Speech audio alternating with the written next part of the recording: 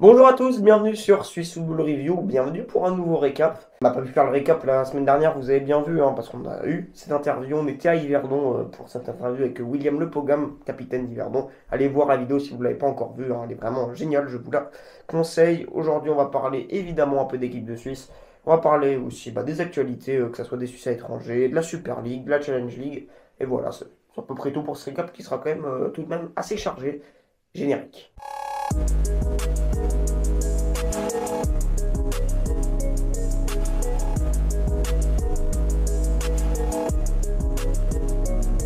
On va s'attarder maintenant, et pour commencer justement cette vidéo, sur les différents matchs de Super League qui ont pu avoir lieu ce week-end et cette semaine. Au moment où on est en train d'enregistrer cette vidéo, on est en pleine 36e journée. Malheureusement, on ne va pas pouvoir traiter de la globalité de ces matchs justement de cette journée parce que il n'y a eu que 2 matchs de la 36e journée qui ont été joués hier soir au moment où on enregistre. Il y en aura encore 2 ce soir et 2 demain. Donc on va parler des 6 matchs de ce week-end et des 2 matchs qui se sont disputés mardi soir, en l'occurrence cette semaine. Donc, Lausanne et Bâle se rencontraient au stade de la Tuilière, match nul 0-0. Les deux équipes qui se rapprochent évidemment encore et toujours plus d'un maintien qui semble quasiment acté, évidemment. Donc, pas grand-chose à dire. Ce groupe qui se dessine très gentiment. Et donc, Ouais, quasiment, c'est quasiment fait, on peut oui, dire. voilà. Il y a entre la 9e et la... Non, la 10e et la 11e place, pardon, il y a encore un doute. Mais après, le reste, de toute façon, ça change pas grand-chose parce qu'il n'y a pas de place en Europe à aller jouer. C'est juste le maintien. Au final, c'est vraiment le but de ce relegation group. C'est peut-être aussi le risque de ce nouveau format qui est peut-être plus tellement d'enjeux. Voilà. Ça dépend le contexte de la saison. Là, il y en a encore un peu, donc c'est sympa. Mais bon, ça commence à avoir de moins en moins d'enjeux sur relegation group parce que on sait maintenant, Stade Lausanne-Ouchy, après cette défaite de 0 dont on va revenir après, est relégué. Il y a juste Grasshopper et Lausanne qui sont peut-être pas encore sûrs de leur destin et même Bâle. Bref. On va passer maintenant à Lucerne qui a affronté Grasshopper à la Swissport Arena. Résultat final, un partout. Voilà, donc Grasshopper qui prend un point, ça fait toujours plaisir dans cette période un peu sombre que vit Grasshopper parce qu'ils se dirigent vers un barrage tout simplement, donc il faut prendre tous les points. Voilà, voilà. On va passer maintenant au Stade Lausanne-Ouchy qui a affronté Yverdon Sport, victoire 3-1. Ça, on va dire, leur donner un mince espoir pour arriver peut-être au barrage au Oslo. On verra après que cet espoir n'aura pas duré très longtemps. Voilà. Ensuite, Lugano qui a battu Young Boys au Vangdorf pour relancer la course au titre tout en haut du classement de Super League. Évidemment, c'est un bon match des Luganais, mais est-ce que ça va suffire pour aller chercher le titre? Je pense pas. Il reste quand même avec une certaine avance pour les Bernois. Donc, ouais, match victoire importante, on va dire, pour Lugano, notamment en vue de la deuxième place. Par contre, pour le titre, ça devrait pas jouer un rôle si majeur que ça. IB qui devrait encore une fois rafler la mise. C'est ça, et on va passer maintenant à Winterthur qui connaît un petit trou d'air quand même, on va dire, en cette fin de saison, et Zurich qui connaît une bonne période, on va dire. Victoire 3-1 des Zurichois à la chute Seine-Visée. Servette et Saint-Gall s'affrontaient dimanche au Kibun Park. J'ai eu une petite hésitation. Kibun Park, donc match nul, un partout. Servette qui perd encore du terrain sur Lugano, C'est ça. qui va certainement devoir se contenter de cette troisième place, même si ça reste serré. Donc ça peut encore bouger C'est ça. sur les 2 derniers matchs. Ça va se dessiner notamment ce soir au moment où on enregistre. Et puis, sinon, on a Grasshopper qui a affronté Yverdon. Grasshopper qui a gagné 2-0. Euh, Encore une fois, Yverdon à l'extérieur, ça ne veut pas. Vraiment, c'est très très compliqué. Grasshopper qui revient, qui fait des points, mais bon, c'est un peu tard, comme on a pu le dire. Et puis, pour finir, le Stade Lausanne-Ouchy qui a acté sa relégation, évidemment, mardi soir au Stade C'est Saint-Jacques ça. de Bâle, défaite 2-0 qui les condamne définitivement à un retour en Challenge League. Et Ricardo Dioniso a été assez, on va dire, pas fataliste, mais a été assez réaliste en disant que ce serait peut-être pas si mal de retomber pour peut-être mieux se relever, c'est ce qu'il a dit. Ouais. Pour continuer leur croissance et continuer peut-être à mieux se développer. Peut-être que la saison de Super League c'était peut-être un peu trop haut cette fois-ci. Au classement, donc, Young Boys qui garde 6 points d'avance sur Lugano, un seul match lors des 3 dernières rencontres pour les Bernois. Et ce sera le titre. Lugano qui prend un petit point de marge sur Servette qui est troisième. J'ai dit que Servette serait certainement troisième. J'étais un peu défaitiste pour les Grenats. Après, eh bien, il faut voir quelle place est la mieux, entre guillemets, même si je pense que ça ne rentrera pas en ligne de compte dans les derniers matchs. Les équipes qui voudront évidemment tout gagner. Mais on sait que la troisième place garantit une place en Coupe d'Europe.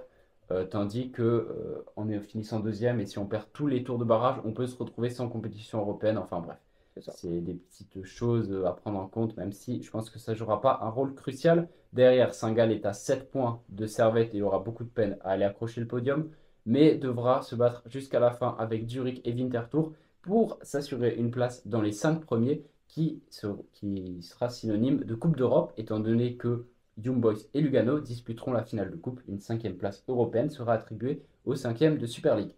C'est ça, et maintenant pour le Relegation Group, on vous l'a dit, il n'y aura plus tellement de suspense, je pense. Peut-être entre la quatrième et la cinquième place du Relegation Group entre Lausanne et Grasshopper, hein, il y a 4 points, tout simplement. Mais bon, Lausanne a juste à gagner ce soir, à gagner lors de cette 36e journée pour être maintenu du coup et envoyer Grasshopper en barrage. Pour le Stade Lausanne-Ouchy, c'est déjà terminé, hein, ils sont relégués définitivement. Et sinon pour Yverdon, Bâle et Lucerne. Les Lucernes, c'est fait. C'est fait, mais Yverdon, c'est pas encore fait. Il manque Mais un bon, petit point. voilà, exactement. Il manque un point pour se maintenir. C'est ça. Ça sent quand même bon pour Oui. Yverdon. Et on va passer maintenant à la Challenge League. Et on va commencer par le premier match. Stade Lyonnais Besançon, victoire 3 des Tessinois. Harouk qui a accueilli Sion. Si on ne lâche pas son dos, c'est une victoire 2-1. Ville qui a battu 3-1 Badon. Xamax qui a fait nul contre Vaduz. Et Thun qui a battu 3-0 contre Chafouz. Voilà, qui a battu 3-0 Chafouz. Je sais pas pourquoi je l'ai dit comme ça. C'est pas grave. Donc une course au titre encore assez serrée, on peut le dire. Même si Sion, s'il gagne le prochain match du coup, il serait quasiment sûr d'être titré parce que Thun devrait gagner par 20 buts d'écart pour recoller au goal average et que si on perd au dernier match contre Chafouz, ce serait vraiment compliqué pour Thun. C'est ça, et puis voilà, Sion qui garde donc 3 points d'avance, 2 matchs, un match à gagner pour Sion, ils seront champions. En bas de classement pour Baden, bon bah c'est la relégation, hein, ça c'est pas une surprise, notamment au vu de leurs derniers résultats qui sont plus que compliqués. Et à noter Thun en plus qui affrontera Vaduz qui est très en forme, donc Ouais, c'est ça. ça pourrait être assuré de manière même mathématique le sacre de Sion vendredi soir, Mhm, parce que les deux équipes joueront dans le même temps à 20h30.